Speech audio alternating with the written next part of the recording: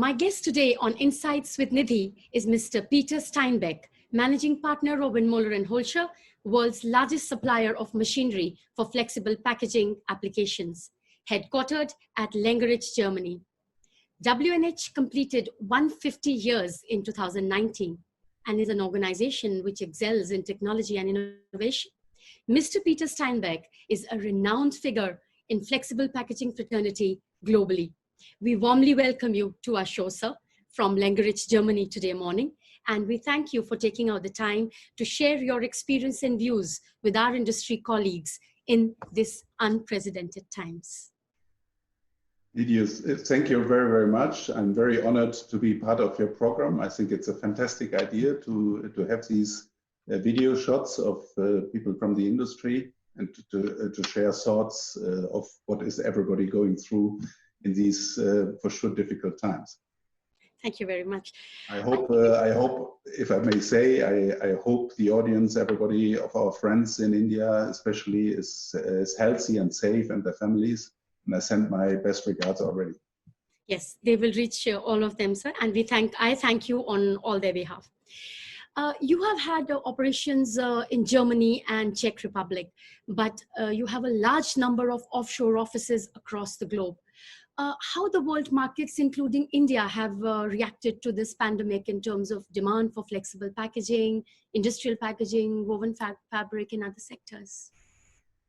We really have seen a slowdown, which started in China with the start of the pandemic. And it then moved through all the other countries, as we know, and we for sure have seen related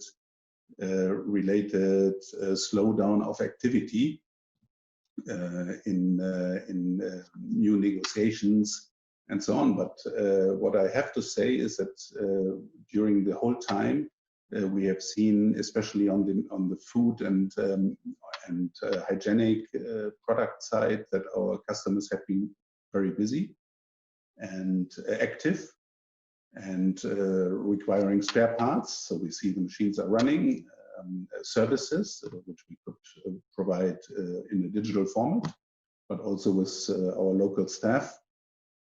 So the activity level has been high, but for sure sales and service personal interaction was restricted. Understood. Was there any SOS supply for any certain COVID-related equipment that was immediately required and you were supposed to kind of send it across to any part of the world? Directly COVID related, we helped our Chinese colleagues in the starting phase with masks because they were running out of it, and we were able to supply them from Germany, also to our team in Bangkok. But I think now China is supplying again the rest of the world, and we are needing them here. But this was in the early phase in January, February. Okay. The output of the processing industry has reduced in many countries because of different reasons. Lockdown was there, they were not able to operate. Are you seeing a trend in customers kind of deferring orders or cancelling orders? No, we have really not seen. We have seen a few postponements of shipments because of the unclear situation in harbors and in the installation sites at the customers, because the preparations for the machines had not been done. But I have to say, really not to a huge level. Machine shipments have happened. Customers received machines, and we have managed in a lot of countries at least to help with local personnel. This is obviously not possible in all countries, especially those where we have no access and the countries have shut down completely. So we have a little stock here, but I have to say in general it was quite smooth. I can't hear you now. Yes, I got it. I think that's very good news, because that's a streak of optimism that things are kind of coming back to normal and the customer demand has not really dipped. Do you see any long-term lasting impact on business because of this pandemic? Yeah, I should correct on the other question. For sure, impact is there, and we are seeing that some of our customers for sure have also slowdowns and difficulties to get employees into the production. On the industrial packaging side, cement business was in some countries not being considered to be critical. So there were some shutdowns of cement plants with related slowdown also on the bag supply. Yes, we have seen that, but we are seeing now step by step that countries are coming back online. And obviously, everybody is in a different stage of this whole COVID situation. What is the impact on the other verticals, like your machines for blown films, cast films, gravure printing, flexo printing, bag and cement? I've understood.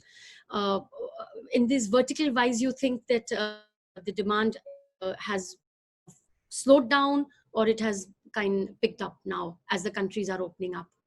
No, if I look at the global situation, yes, we obviously have a slowdown. Actually, before COVID, we also had some slowdowns in some countries related to different reasons by country. But what we have seen, if we take the COVID impact on the food and hygienic side, it has not been as strong as one would expect. So the food production has obviously run in most countries, and basic supply of people with food was considered to be critical, so the customers were allowed to run. Also in the, let's say, very difficult zones, for instance, in some Italian regions, our customers were producing. Correct. How do you see the other verticals? Yes, on the industrial side, I commented already. Blown film, cast film, gravure, flexo is mainly related to a majority, at least, to the packaging, flexible packaging side of the business, or to the food, medical, hygiene. And in these areas, we didn't really see a big slowdown. Good. How do you see the rest of the 2020 shaping up? I have to say we are in a different situation than our customers in terms of lead times. Often these machines have 8 to 12 months lead time. So in 2020 we will not see the full impact. We will have a slowdown of order entry for the beginning of 21. This is already visible and really not surprising. And we have taken measures to cope with this. But we also feel that the very intense discussion that we had on the pros and cons of flexible packaging before we had the Corona crisis maybe is a little bit adjusted, where people see that the benefits of hygienic packaging, let's say, and more intelligent use of flexible packaging, that there's a benefit and that might help. So we are really hopeful that in the medium to long term, we see some positive impact of it. Yes, we are all hoping that too. And I think the industry is also gathering together to see that how to kind of take away from this positive image that has been created and do the right actions so that we can gain from it. Yeah. Yeah, I mean, there are still huge areas of food packaging also in your country. If you look at milk or edible oil, a huge quantity is still unpacked. And I guess there will be pressure to go to more hygienic standards of packaging for milk, for example. Yes, I did speak to the Amul, which is the biggest dairy product provider in our country, yes, the managing director yesterday. And the numbers that he was showing is that, of course, it's a sad incident that happened, but they have completely, they have gone sky high because people are, even the rural areas are now looking at packaged food material where they were earlier buying it loose, whether it was milk or grains, anything, dairy products. So packaging is being seen as a huge benefiter because of the focus on the hygiene and packaged material. Yeah, we have a good. I think we have all a good perspective in that direction. Absolutely. You must have done some estimation of growth for the flexible packaging industry in India, because it is one of your better markets and the big markets, so as to say. What would you like to share on that for, as you're saying, for the balance of 2020 and maybe for early part of 21? Let me start from another perspective, because we have talked a lot now about order entry and machines. Our first priority in this whole phase was really service and helping our customers get through this, for sure, difficult situation. And as we just discussed, it's not over in a lot of countries. So our first priority was really not selling machines. Anyhow, sales guys could not travel.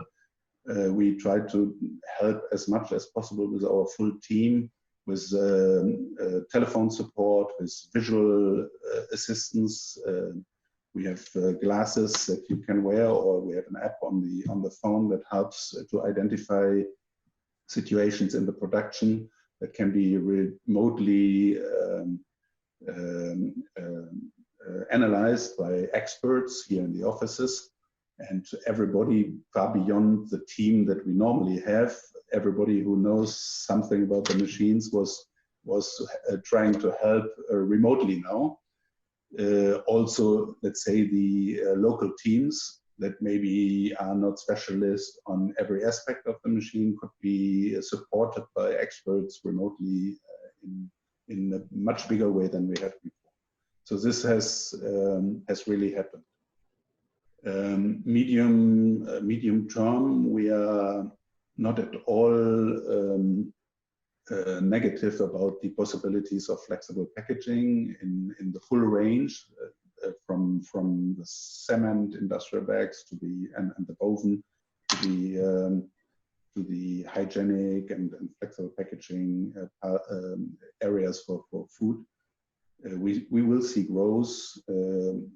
Your country is one of the biggest globally in terms of population, and will for sure be a long-term growth market for packaging and also for WNH, obviously. You shared about your customer support and service that you were providing through remote locations. Mr. Steinbeck, do you think that this new way that you did reach out to the customer, multitasking also, trying to get people who were there, and you, as said, knew a little bit about the machine, you would take them on computers and with different apps and automation tools, you could probably guide them to check the machines. Do you think that this will become the new norm for after-sales service now? Since we were forced to do it. It was not an option, but we had to revert to it. Is it going to become the new way of after-sales service now? Yeah, I mean, we were forced to do it. I was forced to do it. I'm sitting at my video screen here since 2 months every day for the full day. Everybody in our team was forced, and I see our customers are forced too. And I think everybody gets accustomed to this. And yes, I'm 100% sure that we will see a big impact of this. There will be less traveling, more remote support. Customers have experienced that it works, that it's the local teams have gained confidence also about what they can do, and they have proven fantastic successes in these times. So especially when people know each other already, there will be for sure less traveling. I'm a strong believer of personal contacts also, and yes, we will have shows, we will have meetings, and we should also have social gatherings. But where we know each other, where the trust is there, a lot can be done, and we have had negotiations also via video conference. It is possible, and this will be a new norm. I'm 100% sure. I totally agree with you, sir, because the relationship, if there was earlier a strong relationship. Now you can build on it, even through computers and video conferencing, there is no problem. So I think in times to come, till this pandemic we are over, and we are not getting into that, but the relationship and the trust will play a very more important part than it did earlier, because now we will like to continue with the people who we already know, we have a trust base with, and then we can extend. We can also close deals with your video conferencing. We don't really have to have a physical meeting. So I think you rightly said that the trust and the relationship will play a very big role in the coming time. I mean, it's a very stable and long-lasting community in our industry. You have put them always together in your elite conference, and I strongly hope your conferences will continue in the good way.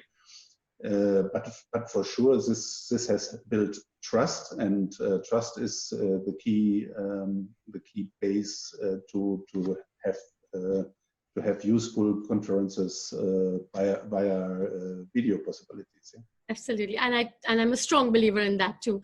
Yeah. This pandemic has had very long-lasting impact on how businesses have been conducted in the last 2.5 months, and a lot of companies have said that we will continue to work from home till the end of the year or whenever, and probably that will become a norm, and only where really the people need to be there in terms of maybe manufacturing or maybe managing logistics or some kind of activity which cannot be done with an e-thing. You think, sir, that companies will revert back to their physical coming back to office, or the share of people working from home in your organization also, you will kind of change and let people just work from home? Yeah, I feel in our industry, I mean, we have to build a machine at the end of the day, and there's a certain part of our team that has to be on the shop floor to assemble a machine at the end of the day. And in our customers' plants, it's the same. Somebody has to run the machine and has to do the day-to-day work on the production level. And I think if we find possibilities for the teams on the production floor to be safe but be able to work, then we should also find ways for the rest of the team that is in the offices to be safe but work in the offices. And we have had a lot of employees who were very happy to return back to the offices, because after 2 months confined in the house, people are quite happy to return. But we also had more than 1,000 people in home office. We have had CAD design work being done from home. So a lot of possibilities also on that side. But and Germany is already on steps to release the restrictions in slow steps. And we have been blessed with low numbers compared to other countries, at least. So I think we are approaching a phase at the end of June, I hope, where we can really get a little bit back to normal. But I'm fully understanding that this is not the status that other countries, especially India, is in at this stage. It will take a little longer. Yes. And in Germany, we've been following, everyone has been following, they've handled the situation, the government as well as all the citizens, they've become an example of how they've handled this pandemic. So yeah. Thank you. Yeah, we are really happy with how the government has handled this, I have to say. Absolutely. Do you see any reduction in the workforce in organizations, at least the ones that you're dealing with? Have you heard of that kind of follow-up happening? No, not really. Not in our business, and in W&H, and also in our customer base. If I look globally, there might be cases, but in general, I would say employment level has been so that people are being kept. You have possibilities here in a lot of countries to do short-time working, and people stay home also on government support, which is we are very lucky to use, and we have been using, especially on the sales side and also with some service technicians. but this will take a few more months in the different divisions. But we will get through that hopefully by autumn. Okay, that's not very far away. So that's we hope we get around this without letting people go. Okay, that's a very good news, sir. Do you think that your business segment in India, working towards 4.0, that will gain momentum in the coming months, or there are some factors that are preventing it to kind of gain up the speed that it should have? I think there was a fantastic discussion on this already before we talked about the virus. You remember when I gave my speech at Elite conference, it was also on this packaging 4.0 subject. And India has been very open to this. Our customers have been very open to look at our IoT possibilities and connecting machines and retrieving data from the machines to make them more productive. So I think what we discussed just before, the whole virtual service, the remote service, all these are digitalization also. And I think customers, our machine base in your country, people will be even more open and push this forward to automate as much as possible, but also make use of all the data that are available to get a better performance of the machine. I think what this COVID has also done, sir, is that it has kind of increased the adaptability, acceptability, and acclimatization to the digital ways much more than people would have done earlier. So, because that was the only means available now. So, I think yes, the 4.0 now people will use it much more because they have got the taste of utilizing the digital ways much more during this pandemic. Yeah, this is exactly what we see, and we see that leadership of our customers is also sitting in their offices alone and thinking about these aspects of their business. And for sure, once we can all think about these things in a first priority again, it will for sure be a big subject to continue to be installed. Yes, a lot of benefits to be taken from there. Any innovations in the last 2 months that would have come up, and probably you would have done a product release, something like an e-product release or something, or you're planning something like that? Yeah, absolutely. I mean, what we just talked about is this IoT platform is our Ruby product, and we are coming up with more modules and applications of this IoT platform. To use the data to monitor the production and make the packaging production more efficient. But yes, usually we would have been last month in Interpack in Düsseldorf, and this month in Drupa, and we would have a big and China Plus in between, I guess, and a lot of shows. And this is all not happening. So we are planning a virtual expo, we call it, on June 24-25, 2 days. Hopefully, a lot of the audience today can take advantage of this. But our team will send invites anyhow, and we will present our latest activities in flexo and gravure, but also on the IoT system, on these services, and on our extrusion side of the business. Yes, Anuj has been promoting that, and we are looking forward for that. And I think everyone will gain benefit from that show for sure. Yeah, I should also mention that we have a company in our group, Garant, that handles the paperback business, which is really going very well too.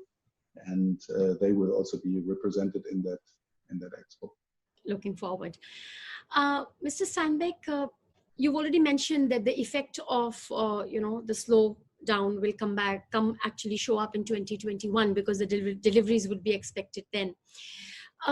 say maybe the second or the third quarter of 2021, where is the growth that you see? Which vertical do you see that will have most robust growth, and probably which geographies across the world you think will kind of lead the chart in terms of a recovery, if it's V-shaped or W-shaped? People are making all kinds of assumptions there.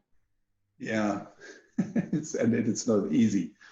I think to talk about growth really in 21 already is, at least from our point of the business, is quite optimistic. We would be happy if we can go sideways compared to 20, because the first half of 21 will for sure be suffering from lower order entries from some of the countries. But we have markets, as we all know, China came out of this quite earlier than everybody else, and activity started earlier. And in the US, activities lasted quite long till the virus hit. So we have these two poles, and we have activities in a lot of other countries on a good level. But we also have areas that are quite slow, and were slow already before Corona hit, in addition to the recession that was existing in some countries.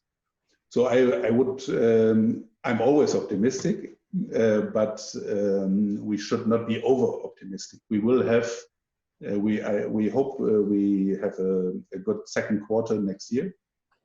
And I hope also our customers can really see the light at the end of the tunnel of seeing some growth rates in certain areas. That's a very honest and practical advice, and we thank you for that. Also, since you mentioned China, what are your views? Because the US is taking on China very strongly. Would you think that business with China will have impact?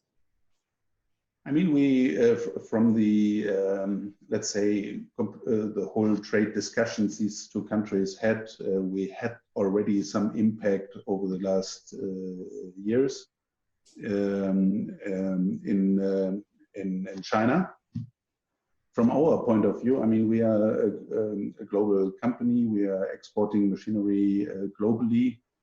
The US, China, India are the biggest homogeneous markets at the end of the day, and we hope we can really serve all these countries in a peaceful way, and don't get in the middle of any trade discussions there. That would be our biggest hope, and I think this is also the German business model. We are dependent on open trading and open markets. And we hope this will last. Yes, well taken, sir, there. What would be your guidance for our Indian flexible and bulk packaging converters, if you had to share some thoughts with them? Well, I think from what I've been observing, there have been made very good steps to higher productive machines, to more efficient machines. I'm looking from the machine side.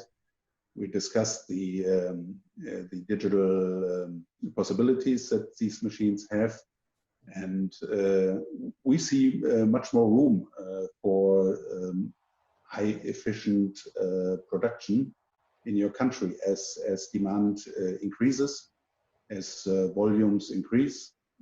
We see what was maybe traditionally not the biggest part of the business, the export of Indian companies, is also increasing considerably. There are big players that are globally active, yes, but if we look at the huge amount of medium-sized companies, there was often not a big view to the outside of the country. That has changed over the years, and there's much more possibility now to compete in an efficient way also in the global markets. We have seen that, and I think there's much more to do from a country where everybody speaks English, should be well connected to a lot of markets with with Indian population, let's say. If we look at the Middle East, at all the African countries, there's a good base there of doing business for Indian companies. Besides the huge population in your home market and the possibilities there. A big homogeneous market always provides huge possibilities, as the US has shown. Yes, I totally agree there. If we had to ask you that, what has been probably the biggest learning from this huge event that shook everyone up? You are in a position where you're leading a huge organization, lot of families, the employees and unrelated people are dependent. What would be your learnings, sir, that you would like to share with our viewers today? Yeah, I mean, the learning has been that we are all capable of also, because we have the trust in our industry, to work really also remotely with each other. We discussed this already. I think this will, to a certain extent, not go away. We all see the benefits of digitalization and how it can be really useful to have remote possibilities and virtual possibilities to assist. I think this whole trust subject is really maybe the biggest learning. Then also, I think, and I hear this from a lot of people, and this is also for us privately, staying at home and not being on a plane every day has also its benefits. Yes. And gives you time to think and address some of the business matters, maybe even in a better way. Okay. And we have a lot of strategic discussions in these days also, and the productivity by not spending so much time on the planes has increased, I would say.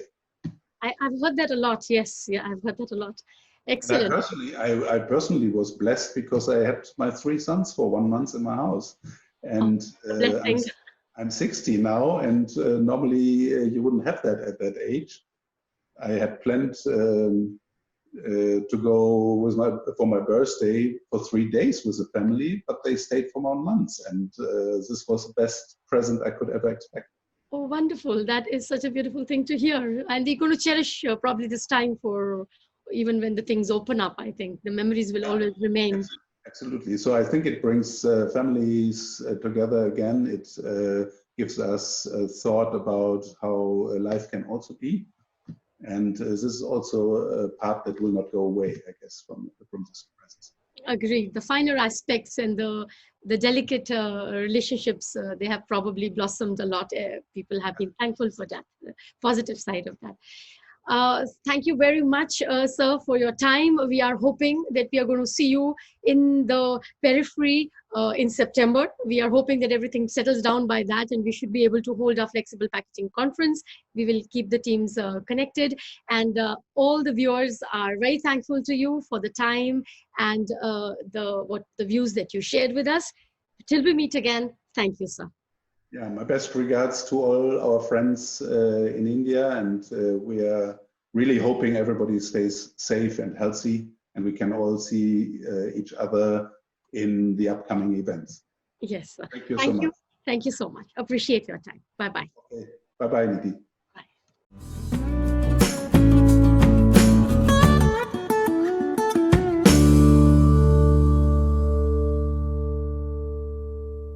For more videos on Insights with Nidhi Verma, please click the playlist tab on your left, and please subscribe to our channel by clicking our logo on the right. Do press the bell icon to never miss a video.